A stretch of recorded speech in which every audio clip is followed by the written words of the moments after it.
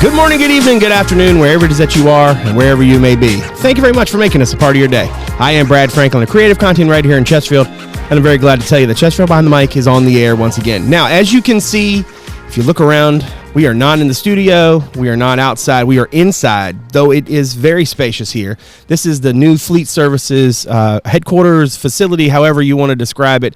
We have Craig Willingham, who is the division manager for Fleet Services. Craig, welcome to the show. How are you? Brad, I'm doing great. Thanks for having me today. Very glad to be here. Very glad to be in this very spacious new home that you have for yourself and all of the division. We're going to talk through this specific facility and sort of how it changes things for Fleet here in a few minutes. But before we get into that, Craig, I want to talk a little bit about, I always like to start with a little bit of a conversation about the guest and sort of where they came from, how they came to be sitting across the table from me, if you will. I would make a joke about, you know, how you drew the short straw to be stuck and talking to me today. But in general, Craig, when did you come to Chesterfield? How did you become, a part of this organization and the head of Fleet? So I arrived in Chesterfield in May of 2018. Prior to being at Chesterfield, I was at VCU. Okay. I was the fleet manager there, and then while I was there, I also took on transportation. So that was not only for the academic campus in Monroe Park, but it was also for the hospital. Right. So that was 24 hours, transit, morning, noon, and night, Right. point to point in the nighttime. Right. And being on a university campus was really neat and also very challenging because you're dealing with students, sometimes parents. Right. Staff, Right. faculty, and then hospital employees, and Right. it was a myriad of things. But on top of that, doing the fleet side, you were dealing with multiple departments: athletics, biology, police. So you get exposed to a lot of different people. Yep. So that really kind of helped me coming on board here to Chesterfield. Is that I've been in touch with a lot of different people here since Right. I came in 2018. Right. Prior to that, I was at City of Richmond for 5 years Okay. before VCU. Cool. So being here at Chesterfield is a dream come true because this is an awesome place to be here, and this is a great team that we have here in Fleet Services. Yeah. Now, for those of us who maybe are new to Fleet, right? I think for a lot of people, the word probably means something, but I don't think they understand the scope, because I certainly didn't understand the scope when we first started talking. We started kind of putting this together, and I kind of want to get into a little bit of sort of the scope of it, because look, if you're watching this on the YouTube version, if you're listening to this on the audio, this might be one of those that you check out on YouTube as well, because what we're sitting in right now is a mammoth facility for all intents and purposes, where there are apparatus all around us, school buses, fire trucks, the whole nine. I don't think that a lot of people have a good way to sort of get their arms around the size of your group, all of the different things that Fleet's responsible for. So let me ask it to you like this. How would you kind of describe Fleet's role in Chesterfield, and how would you kind of put your arms around the enormity of the division as a whole? So what Fleet Services does here in Chesterfield is we do all the maintenance and repair for all the county vehicles and also the public school buses and their facilities pieces as well. Basically, every vehicle that the county has, we touch. We also do fueling infrastructure. We have our own fuel sites so that we can, buy things or buy fuel at a reduced cost and save taxpayer dollars that way. We also have a motor pool program. Some departments don't have vehicles, but have needs every once in a while that we can be like our own in-house enterprise and do that. And we also do some other ancillary services like vehicle disposals, onboarding. Right. We do the title and licensing here for all the county vehicles as well. So it's a myriad of things. And with an operation that we have here in Chesterfield, it's a very large operation compared to some other places. Right. Because everybody, even though they're in Fleet, they all do it different ways. Right. And with here, it's more, it's a shared service. We cover both sides of the aisle for both schools and the county. Right. And there's a lot of responsibility for that. And that was one of the things that really kind of drew me when I came here 5 years ago, was just the responsibility of it. The organization already had a good reputation. Right. I wanted to be a part of that. Yeah. And in terms of sort of, I mean, I know you said 2018, so I'm just curious, you got a little bit of time before the pandemic. You got obviously through the pandemic, and now we're kind of like, I don't know if you want to call it out of the pandemic or whatever, but you've gotten a little bit of all three of those flavors, so to speak. And I'm just curious how, even in the time you've been here, how you've seen Fleet sort of change for Chesterfield. That's an interesting question, because I was thinking kind of things in three phases. Yeah. Pre-COVID, then in the middle of COVID, and here the last few months kind of getting out of it. And, prior to COVID, things were running pretty much automatic. Things were more predictable. Yeah. Getting your parts, we have an in-house parts operation. We can kind of talk more into that, but that was predictable. Ordering vehicles was more predictable. Right. Just managing your operation in and of itself was fairly predictable. But then all of a sudden, March 2020 came, and basically everything got turned on its head. Right. And how we operated to how we did things as far as coming into work and so forth. But then after a while, you started seeing kind of the hiccups, you know, some issues with supply chain and so forth. But just even how we even did things, we still had to operate. Our shop still ran. Right. We still had public safety vehicles that were still on the road, even though some vehicles were down. We still had to run operations. We had to do it differently. We had to separate people into different shifts and, you know, kind of change our hours. And it was very trying. And, you know, but I feel that we've got through it. Now that we're kind of out of it, there are still some things that we're still kind of contending with as a result of it. Right. So there are some supply chain issues. There are some issues with vehicle ordering. Our costs have gone up, just like everybody else's, from the pump to, you know, however, you know, everything that you buy at a store. You know, all that's impacted. So we're managing through that. As it kind of quieted down to some degree, but it's still a very challenging time for us here at Fleet. And then in terms of, I mean, I would imagine that as the county has grown, Fleet has had to grow, because you think about all the different departments, right? Think about, you know, whenever you merge schools and county, you're talking about, you know, a much larger sort of big fish, if you will, right? So as the pond has gotten bigger, the fish have gotten bigger, right? There's more vehicles. I'm assuming there's more people to more kids to pick up, more like you mentioned, public safety. There's obviously more law enforcement personnel. There's more fire EMS personnel, and I can imagine that as the county has grown, so too is Fleet. In terms of sort of that growth, how would you kind of describe that growth? And do you feel like it's kind of gotten to a place of I don't want to say leveling out in terms of the growth of Fleet, but just in general, how has that growth sort of impacted the division?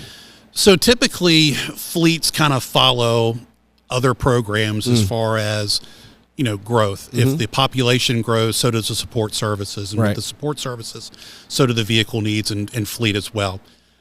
In the last couple of years, we've had probably about a 5% increase in the total number of vehicles. And part of that is because, you know, there's more services in the field that we do, but there's also right now, since there's still a little unpredictability in getting replacements, we're kind of holding on to vehicles a little bit longer than we typically do. But that may level off in the not so distant future, but I don't really know exactly when that will be. But typically, as your organization grows or your population grows, so does your responsibilities.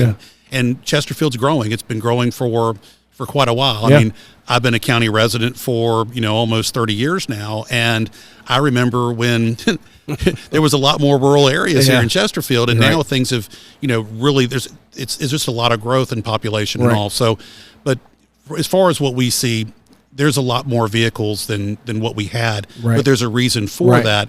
And the challenge is trying to keep up with that. But we've got some plans in place to try to, you know, hold serve with that and contend with those things down the road, because things will continue to grow here. Yeah, and I can imagine too the demand to get the vehicles back on the road, right?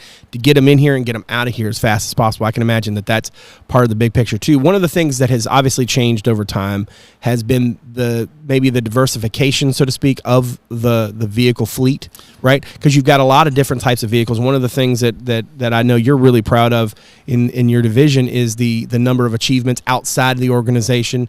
And being one of the top green fleet, obviously that's a bigger piece, I would imagine, as time goes forward. And I'm just curious to get your thoughts on sort of the role that green fleet plays both here in Chesterfield and in terms of fleet in general. So the good thing is that, you know, our organization touches, like I said, every vehicle from a light duty sedan to fire apparatus, school vehicles, mobile command center, all that. And one thing that has changed, and actually Chesterfield kind of got into this several years ago, was going into alternate fuel. We're a big proponent of liquid propane. We have approximately 85 vehicles or so that are powered by liquid propane. Most of those are school buses. And when we, you know, promote that and go for these assessment programs, or, you know, some fleet people call it contests or whatever, but, you know, to promote how green your operation is something that you can hang your hat on, or hang your organization's hat on. And fortunately, through departments like public schools and the sheriff's office and general services, we've been able to kind of buy into that because there's a lot of ancillary benefits with that too. Right. And that type of, buy-in kind of helps us with that type of recognition. But Right. it's more than just propane. We're now into electric school buses. Right. We now have 4 that are in our fleet. We're looking at that to see if there might be some avenues to kind of expand into that. But there's also, we use synthetic oil instead of conventional oil. We've been doing that for a long time.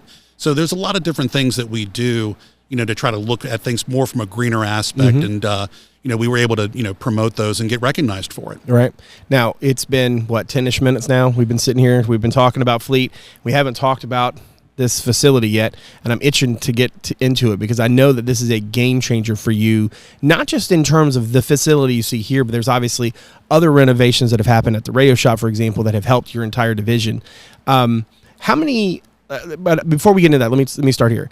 How many people do you have in terms of all of the different locations? Because again, I want to really kind of drill into the scope piece of this, because I think if you just think of just this one building, I mean, this is a significant piece of the puzzle, but there's a lot more of the puzzle than just this building we're going to talk about here in a second. And this is the one thing that when I talk to people, even some of my peers in other localities, some have just one central unit, Right. some have much smaller fleets, but some have multiple locations, and so do we. We have 5. We Right. have, this new facility here. We've got our light shop, which is down the street.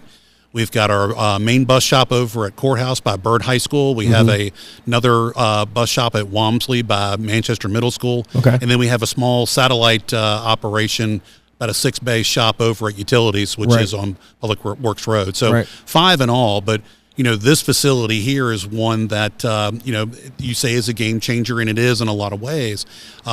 It's taken a while to get here. We're really excited that we're here. I know just for my own reason that I haven't had an office really, a permanent office in about 3 years. So, what we had before was an office trailer. So Right. it's certainly an upgrade for me that I actually have a permanent home. So, Right. but this location here is certainly, it's impressive. And you mentioned the radio shop. What we did was the former heavy shop next door, light and heavy were in the same building, so we call that consolidated. Right. That building has been there for 40 years. Right. And so there was a need to kind of grow into a larger space for the heavy shop, but also do the same thing for the radio shop. So they had a smaller building that was on site here. So when we moved out to come here, they moved in and had a renovation of the heavy shop. So they gain more space, they get a little more breathing Right, room, and right. they can do some more things. But, as far as the radio show, that might be something for Kevin, my counterpart, to really wax poetic about. But, but as far as fleet here in this building, it's certainly nice to have a nice, open, bright facility that gives us a lot more flexibility than we did in the former location. Right. I can imagine there are lots of challenges with having things spread out. So obviously having that more space in various locations is a huge benefit. And now in terms of this facility, take me through sort of the timeline. You mentioned it had been sort of a long time coming. Now this is the site of the former fire training ground. Yes, sir. Take me through a little bit of sort of how this came to be, how we're sitting in this really nice facility. So some of the this has been kind of going on for a long time. I mean, it's from my understanding and talking to some folks, this has been something that's been going on in different gyrations for the better part of 2 decades. Oh, wow. So, but things really started getting into motion, a little before I got in the door. Things Okay. were already kind of, starting to kind of move. And by then the fire training facility had already been vacated for several years. Right. And so the thought was, instead of finding something at a different location, why not have something that's right next door? Right, yeah. And it really worked out well because, one of the benefits that we have here is we gain more space for parking vehicles. We actually Right. double the number of spaces practically than we had before. So having it here, was smart. And, but we started, let's see, like I said, I got here in 2018 and things were already kind of starting to move, but really kind of ramped up once I got here. But we broke ground summer of 21, and then we actually started moving folks in January of 23. Right. So 18-month build, for, the dynamic that we had with the economy and Yeah. everything that you really weren't sure when certain things were going Right. to get here. We're very fortunate that things were held on schedule, pretty consistently. Yeah. Now, in terms of, let's see, 16 bays. Yes. I think they're all 53 feet long. So the Take me bays through are some of that. So basically the the total square footage of the building is about 34,000 square feet. The shop space, which is what we're sitting in, is 22,000 square feet. It's 16 bays, 53-foot long bays, 16-foot high roll doors. I've got a couple of 28 diameter big fans here to kind of keep it cool, which is nice. But one thing I like about here, it's bright. There's natural light. It's a lot better in terms of that. I remember when I first came in here and saw how bright it was. I kind of felt better just seeing it. Yeah. Not that it was here, but just wow, this is really nice. Right. But each of the bays you can drive through. There's no lifts in the ground. We have mobile column lifts for all the bays. That's our game plan. It gives us some more flexibility as opposed to having something that's mounted into the ground and only for certain types of vehicles. We have more flexibility with that, and also we can do things like open up 2 bays and have this podcast in here. So otherwise we would be doing this somewhere else. Yeah, absolutely. So, in terms of the new facility, how do you feel like this sort of changes things for you guys and kind of really sets you up well going into the future? So the main thing, first off, is it's new. It's to me, I look at it as a recruitment tool for potentially some prospective employees that want to join us here at Chesterfield. Right. The other thing that really kind of works out well is the parking. That's one issue that we had when we were over at the consolidated shop. We've almost practically double our spaces now, and we also have spaces set aside for larger equipment that we really didn't have before. We've got spaces set aside for our fire apparatus and school bus, parking just for those vehicles that, gives us a little more flexibility and actually helps us kind of move things around. Right. Also, one of the things that is a benefit with all of this is that on the security side of it, we're actually going to have the whole facility gated, and after hours, you have to have your county badge to access the lot. Because some police, have to come and get their vehicles afterwards. Yeah. So that kind of works out. And the traffic pattern is going to change a little bit. Instead of one way in, there'll be 2 ways in. Okay. And everything's going to be one way out in between both buildings. So the traffic flow is going to work a lot better as well. Right. Now, you mentioned earlier, I want to drill into this before we let you go. You mentioned the sort of supply chain piece of it, and you just mentioned recruitment. I'm just curious, in terms of the challenges that Fleet faces and maybe some of the pressures that you guys experience, what are some of the things that really kind of stand out to you? Is it the supply chain? Is that the thing that kind of puts a lot of pressure on you guys? Is it defining the people? Like, what would you say are some of the things that are really putting the kind of pressure on you? Well, you mentioned growth a little while back, and we kind of talked about that too. And in addition to that growth, there's an opportunity for us to potentially get some more resources here to kind of help with that demand, because with a larger fleet, there's more demands, and we have to kind of keep up with that. Right. We're doing a very good job with that now, but long term, we're going to have to look at some things with that. But as far as challenges that will continue for a while, like we said, supply chain. There are some things that it depends on the commodity, and even with some vehicles that are only 7 or 8 years old that are getting service, if a certain component is not working, we may be waiting a while to get a part. And the phrase that I hear quite a bit is it's on back order. It's on back order.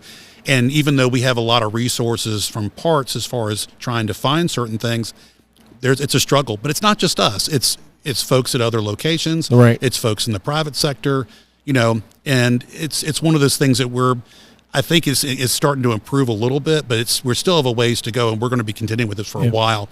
Another thing is, as far as like vehicle orders, because we actually order vehicles for the county for a good chunk of the fleet as well, and for a lot of departments, and the lead times on some of these things have tripled in a lot of cases. Like an SUV or a pickup truck that used to take 13, 14 weeks now take 33. Which changes when you're ordering as many vehicles as probably you're ordering. That probably changes the calculus quite a bit. Right. And then the more specialized the equipment, this fire apparatus that you see behind me, the longer the time frame. So, it's a balancing act, and it's one of those things that we really didn't have to do until COVID arrived, and all of a sudden we've had to rethink how we do business and rethink how we project things. Right. And it's still, the crystal ball is still a little bit unclear, but now that we're about 3 years into it, we're starting to kind of make some sense out of some of these things. But recruitment is a big thing. Like I said, to me, this is a recruitment tool, but there is high demand for technicians. Right. And nationwide, there is a very large deficit as far as positions to available people. Right. Yeah. And we're very fortunate to have the technicians and even the support staff that we have. About 60% of our entire operation our vehicle technicians. Okay. You know, from our EVTs to Right. bus techs Right. to automotive techs to our our lube bay techs and so forth. And then we have an in-house parts operation, and there's several additional people there. Right. So it's about 90 people in all that is in this operation. And, you know, we can't succeed without them. And, you know, if we can't succeed, our customer departments can't succeed. Yeah. And ultimately the citizens and the visitors of Chesterfield County can't succeed, because if we can't do our job, they don't have the vehicles to do the job in the field. And so, you know, you asked about, you know, when I came to Chesterfield, some of the things that were kind of bouncing in my head is just, you know, how big of a responsibility it is to have this operation. Absolutely. And the gravity of it, you know, as far as, you know, what we do and the support thing is that, you know, even though we're not a frontline, you know, organization, we do help all those other departments, you know, do the best they can out in the field. Yeah. So. Yeah. All right. Let me get you out here on this, because I feel like this is a great opportunity just to kind of capture look. How excited are you to have this new facility and for Fleet to sort of, not just because of this specific, but also with the renovations of the radio shop and sort of, like you said, everybody has a little extra room. How excited are you for everything to be falling into place? I mean, you know, you almost have to pinch yourself. And I'll be honest with you. I have some folks on my team that have been here for quite a while. Yeah. We have one gentleman that'll be here 40 years on April 1st. So, and all told, I have about 750 years of service to Chesterfield in the entire organization. You know, take out my 5, you know, so. Your 5 didn't move the needle much, but it's funny because, like I said, you almost have to pinch yourself. And, you know, and I'm a realist too. And so, you know, when all this happened, it was like, okay, when we break ground, it becomes real. Yeah. And then you break ground, and then it's like, okay, when we start pouring concrete, it's a little more real. And then it's, okay, when we start putting up steel, it becomes a little more real. And then all of a sudden the roof is on, and then, you know, you start seeing the electricity and the paving. I'm really excited. Like I said, I mean, you know, I finally have an office, a permanent office again for the first time in a while. My staff has a permanent place again. I have technicians that are here that have a brand new facility that, you know, is bright, is clean, is airy. It has all this great stuff. And, you know, don't get me wrong. You know, it's like when you move into a new house, you know, sometimes you find little things you gotta fix. You gotta fix, but they're minor. I'm super excited to be here, to be honest with you. And, it's really cool. I know that, you know, when some of the video and the pictures that I've seen, especially going from, you know, the very beginning, and I go back and look at it and see, wow, this is so impressive. You know, and I've had a couple folks that have stopped by, some of my peers that have stopped by and want to check it out. It's kind of this thing in Fleet, when someone gets a new shop, everybody wants to look at it. It's like having a new toy. And you know, I had a couple of colleagues here today that you know, wanted to look, and they were, the first thing they said when they came here is just, wow, how bright is this place? We're super excited to be here, I can tell you that. Good deal. Well, Craig, thank you very much for coming on the podcast. I really appreciate you coming on. Brad, thank you very much, and you know, it's been a pleasure. Thank you, sir. Now, make sure you check us out on social media. On Twitter, it's at Chesterfield VA, and on Instagram, it's Chesterfield Virginia, all one word. And on Facebook, you can check out our podcast page. Just search Chesterfield Behind the Mic. Make sure to like that page so you can keep with us as we go forward. Now, let me tell you about all the ways you can check us out. You can watch us on our YouTube channel, as well as on our website, Chesterfield.gov/podcast. An audio-only version of the show is available there, as well as on Apple Podcasts, Spotify, Google Podcasts, Overcast, and a whole host of other services. You can also watch the podcast on WCCT, Thursday through Sunday at 7, on the weekends at noon. That's Comcast Channel 98 and Verizon Channel 28. And lastly, you can check out Chesterfield.gov/connect with us for more ways for you to get in touch with us and for us to get in touch with you.